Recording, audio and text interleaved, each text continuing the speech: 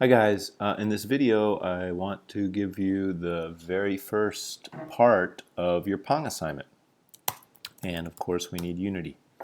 Project here, and what we want to do is basically just create the basic board and get the player paddle moving. Let me just choose pretty carefully my name. This will be called Pong1. Here we go. It's a 3D project. And what's going on here is I just don't have the time to teach you guys 2D games.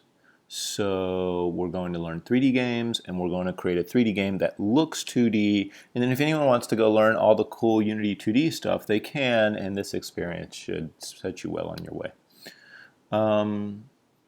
So one of the things that I want to do is basically set up a default layout. Just show you how I get there. I use the 2x3 layout, but I make one small tweak. I put the project window below the hierarchy. That's how you get to my layout. You're welcome to use any layout you want. Any new project in Unity has a main camera, and it has a directional light. Couple things that I want to change right off the bat. One, let's just create a ball so we can understand what a ball looks like in this situation. I'm going to call it the sphere. I'm going to create a primitive sphere, call it the ball. It's at 0, 0, 0. Here it is. And you can see that it's a little bit off center. Even though it's at 0, 0, 0, the center of our universe. So how did this happen in the game window? Simple enough. The main camera isn't at 0, 0. Now that I do that, 0, 0, negative 10 puts our main camera kind of back behind the 0, 0 plane. Okay? And the ball is dead center with it. So that's pretty good. Next up, I do not want a skybox. Pong does not take place in like an atmosphere like that. So I'm going to take this and I'm going to say I just want a solid color. And then I'm going to make that solid color black. Finally, well, there's a few more things that we'll want, but one is you notice kind of the lighting on this sphere, and that is due to the directional light. And I want a flatter light for my 2D game, so I'm going to delete the directional light. But now you have this weird kind of lighting that is basically due to the fact that we're still using skybox lighting. I'm going to turn that off from the beginning by going to the lighting window. And I'm going to say this isn't really a skybox lighting situation. I just want a boring white ambient light. All right, so that is the lighting window. And now you can see here things look good. The scene has some like little options here to turn stuff off. This is kind of what I'm looking for, just a basic scene, a basic sphere right in the middle. All right, here we go. It's time to create the walls of Pong. Hopefully you guys know what Pong is. It's a little bit like top-down tennis. And let's start by creating a left wall. And really in any real game you would model this in like Blender or something like that. But Unity provides these little primitives. Cube is very versatile and good enough for today. I'm going to do a couple things here to make sure I'm happy with my sizing. First, I'm going to change this game to require a 16:9 aspect ratio. That's your standard widescreen stuff, I think. Then I'm going to put my cube kind of on the left. I think I can go with -8. And you can see here, he kind of looks a little goofy, but he's all right. I'm going to do some scaling. Let's make him 10 tall. And now you immediately see there's a couple different problems. I mean, one, if you look at this cube here in the scene, you can see, well, obviously he's stretched along one dimension, and then he's square along the other two. And here he doesn't look that way. That's due to the fact that the camera is in perspective mode. That is exactly the mode you want for a 3D game. But for a 2D game, you want kind of a flatter orthographic view. So I'm going to set this to orthographic. And note that the default size is 5, which is fine by me. Let's keep going here. This cube should be called left wall. And let's scale him down along X and Z so he's a bit thinner. Okay, there it is. There's my left wall. Love it. I'm going to hit duplicate.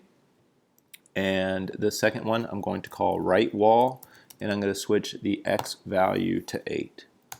Pay attention to the components of these default cubes. They have a transform. They have a mesh for rendering. They have a box collider for default physics collisions that we'll have to use at some point. And then they have an ability to render a material here, and you can change the color and stuff. We'll learn more about that later. Okay, we got left and right wall. I want a top and bottom wall. So I'm going to, again, create a primitive cube. I'll call it top wall.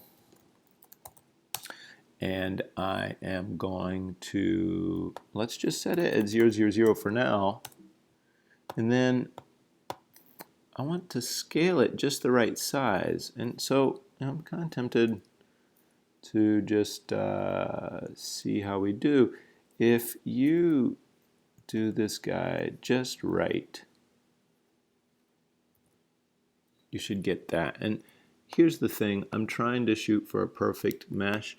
This is based off sizing, by the way. If this thing is half, and this thing is half, and this is 16 wide, then 15.5 lets you get that perfect alignment. And that's cool. So the top wall here is just the right width. He's not at the top. I'm going to scale his other axes by 0.5, and then I'm going to move him to the top. And the top here is going to be what? 4.75? Yeah, 4.75. Okay, cool. Duplicate this. We'll make a bottom wall. And this is negative 4.75. All right. By the way, my ball is looking pretty big for this little board. I'm going to scale my ball. Cool. Next up, player paddle. That's what moves up and down to hit the ball back to the enemy paddle. Again, primitive time, cube. We'll call this the player paddle. I like to start it off at 0, 0, 0, and then how do we want to scale this guy? Maybe, whoa, not too wide. Too tall would be good, and we'll stick with our 0.5 on the other scale factors. Next up, let me make sure I'm okay on time here. Yeah, 8 minutes. Okay, so next up is this concept. Let's move the player paddle to the right. I'm going to put him at like 6. So that the ball can go behind him, and I'm going to give him a material, a color. I'm going to create what's called a material. I'm going to call this player is the player's material, and I'm going to set mine to something reddish. And I can just drag this onto the player paddle. What that does is that configures the shader or the material for the renderer. Okay, there's my player. I like him. I'm going to duplicate him. And in here I'm going to make this the enemy paddle, and I'm going to try and spell that correctly, and I'm going to put him at -6, and I'm going to create a separate color for this guy, and I'm going to make the enemy kind of greenish. Why not?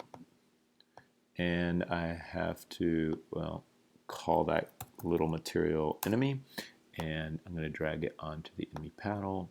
There we have it. Okay, that's our basic board. Really haven't done too much in terms of configuration yet, but I'm happy enough, and that's our first video, building the basic layout. So see you in the next video.